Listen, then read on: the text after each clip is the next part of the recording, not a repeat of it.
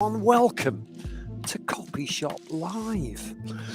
I shouldn't name today by the date. It's immaterial, it's irrelevant, because there's two things that have happened today. ITV has announced that another channel is about to relaunch Benny Hill. Now, most people, myself and Brian accepted, want to give a big shout out to Brian. You've been great. Thanks for your support. Lovely to hear from you. Hope everything's going well. Everything's bouncing back in that part of the world for tourism. God bless you. You need it. You deserve it. Except for us. There's probably not an awful lot of people watching Copy Shop Live who remember Benny Hill, but it was the epitome of what should be the centre of cancel culture, if cancel culture ever should have existed in the first place, which it shouldn't. But the fact that it's coming back after 20 years with its main protagonist dead, obviously we're going to have somebody, maybe it's going to be Richard Herring. I don't know. I can't think who would front it. But anyway, that aside means that we can forget about Tuesday the 23rd of November. Just call it the return of Benny Hill Day forever, every year, because that's all that matters. Fascinated. It's an oxymoron. It's incongruous. It doesn't make any sense, but I'm curious. Sat here on the bleachers, expecting something remarkable. It's going to be shock. I just don't get it. I remember a few years ago when there was it's a situation, but there was an award ceremony where they had dancing girls on, and the world went ballistic. Now, since Benny Hill was all about ladies wiggling. Right, so the second thing, of course, is congratulations to the 3 finalists of the Great British Bake Off, known in the States as the Great British Baking Show. God, they're dull. So excited about this tonight. Tune in, Channel 4. I always instinctively go to BBC One because that's where I feel that it should still live. But, you know, wherever Paul Hollywood wants to go, we will follow. So tonight, the final, very exciting. Lots of thrills, certainly lots of spills. It's a baking show. Let's get excited about that. That's not why we're here. You're not here for a chat show. You're not here for Rye. You're not here for Jay Leno. You're certainly not here for James Corden. A lot of negativity there. I would like to talk a couple of things today. I spotted, I was going to bring this to the fore, and it's a shame. I don't know if you can hear the down-tempo background music. I wish you could, because there's nothing worse than my grating voice. In fact, most people say that they wish that my voice was migrating. I was reading yesterday. So I'm fascinated. So part of my job, and part of your job, and going back to the Adweek copywriting guide with Joseph Sugarman as well, I want to talk quickly about placement in copy, because increasingly when we're writing, we're accompanying that text with some sort of complementary illustration. And by illustration, I don't necessarily mean like a hand-drawn picture. I'm talking about illustration as in a video, or it could be some sort of audio branding even. That's quite nice. I like that. A lot of TV ads these days are including a fair few more words, but obviously they're supplemented by some sort of jingle that is familiar to the brand. So whatever that illustrative piece of furniture is, wherever it is, you need to be very cognizant of how it's going to be displayed or played across multiple different devices. Bear in mind now, right, okay, that we're no longer just talking about the desktop, the laptop, the tablet, the mobile phone, and also Alexa. You've got watches to think about. Serious business. Yeah, Apple Watch is going through the roof in terms of sales, and it will be this Christmas with Series 7. So there's lots of different ways that these things are going to be displayed, and I saw something overnight where it was a fashion brand with a cross. I think they're arrows.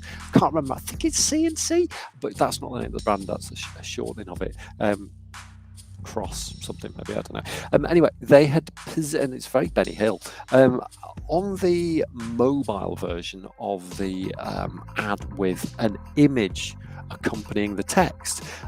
The brand, the logo, the identity across had been placed somewhat, you might say, accidentally across the female model's crotch, and it didn't look great, to be honest.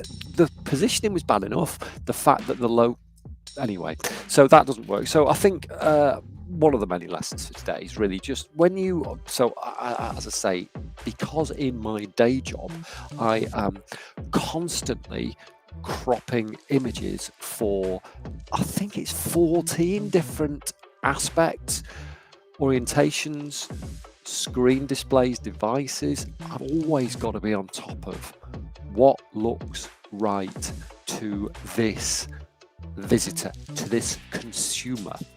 And it's something that sometimes we don't always remember. And I think we've all seen like double page spreads in newspapers where there's been one headline on the left hand side juxtaposed against the one on the right hand side for a different story, and yet to the reader it looks like the headline runs on across the two pages, causes some quite embarrassing results. If you've got a sub-editor who's editing page A and a different sub-editor editing page B, and the two never come together, then some fantastic results. There was one for, I think, Asda a while back, and anyway, there was another advert, and it was about a cereal, and then the facing page was about a murder, and it said serial killer, and it all went off. So please remember that. So yeah, overnight LinkedIn, and again, you'll find us on LinkedIn, and I'll be coming up with, that's where I do my right observations that aren't very funny.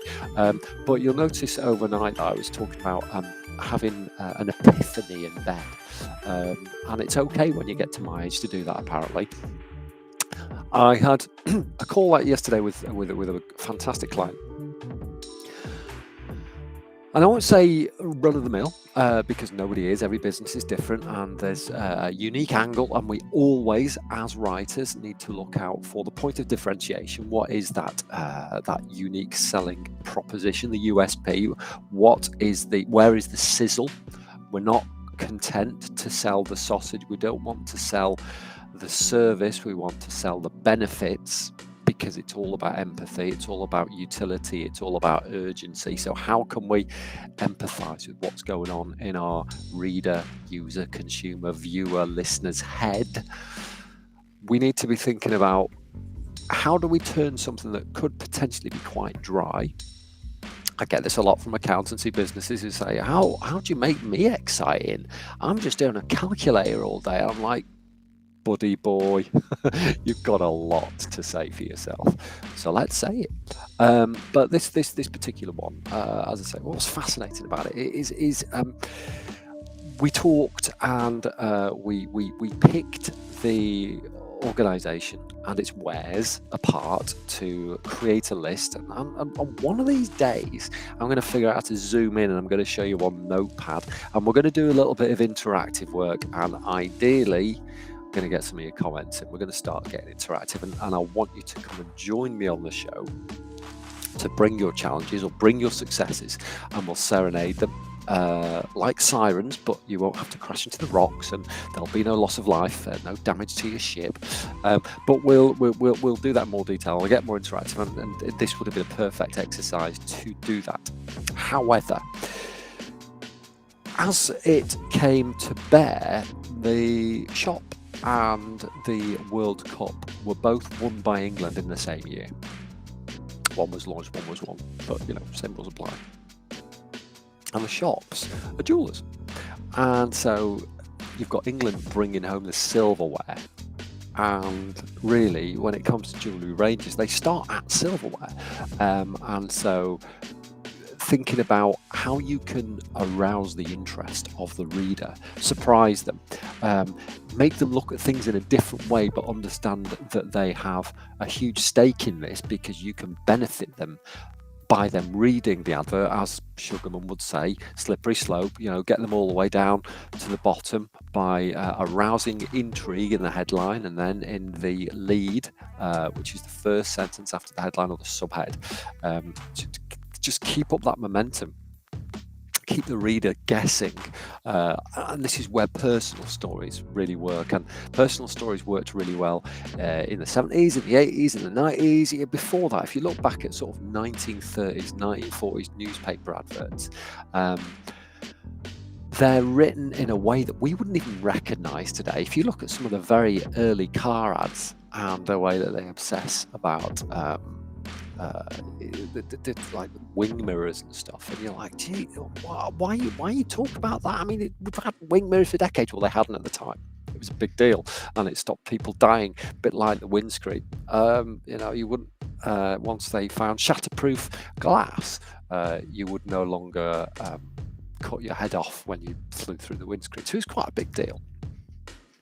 So with this one, this advert about the jeweler in 1966, 65 years, a lot of heritage, a lot of staff that have been there for decades, and I think and workshops as well, so they could repair treasured family heirlooms. There's a lot of heritage in it, and I think when you buy jewelry, I was writing another ad the other day, which was all about a leader in luxury watches, the luxury watch segment. There's a lot of value placed on jewellery, and therefore you would imagine that it gets passed through generations. And when it comes to engagement rings and wedding rings, you're expected to wear them forever. And if you buy a precious watch, then chances are it's never going to leave your wrist, and it's always going to remind you of the moment you received it and why you received it. You might have got it for a big contract win, or you might have got it because you were given it or you inherited it. In which case, very special moments, very sentimental. And it's about the feelings and the emotion on which we sell. It's about constantly taking your reader somewhere they didn't expect to go, which if you've joined me on a car journey, you'll know the feeling. It's always about getting to the point where the reader has that aha moment, thanks you for taking them there, and wonders how you got them there.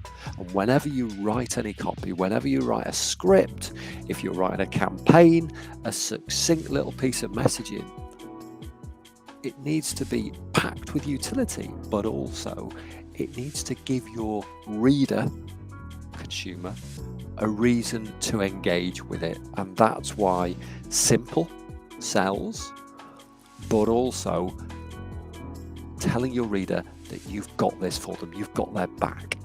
Reassurance, simplicity, curiosity, clarity, and value, to me, are the things that you need to figure out for your copywriting. Thanks for joining me. I'll make these as long or as short as you like. If you want to stick around, it'd be great to see you. If you don't, then it's expected. But get in touch with me if you've got any copy challenges, because that's what Copy Shop Live is all about. I want you to come here with your cup of tea. We can figure it out together. Isn't that a lovely cup? I love this cup. We'll figure it out together. I've got 26 years experience in this now. The professional writing game is crazy. Written across all kinds of newspapers, magazines, websites, apps, and continue to do so, and very intensively at the moment. So now is a really good time to mine this questionably mighty mind of mine for ways that you can express your brand better and create captivating communications to convert customers quicker. That's what it's all about.